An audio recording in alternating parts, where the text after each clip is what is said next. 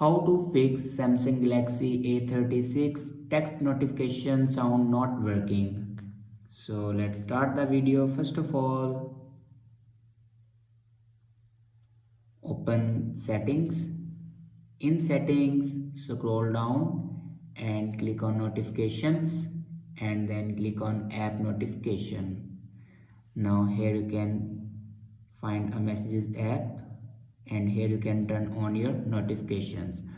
After turn on notifications, then go back and then click on sounds and vibration, and here you can turn on your notification sound.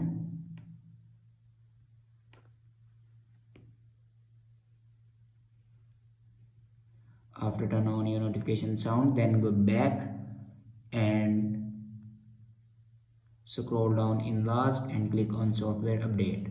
Now here you can check your latest version will be updated or not. If it doesn't update to latest version, then update it to latest version. After updating a latest version, your problem will be fixed. I hope this video is helpful for you. Thanks for watching.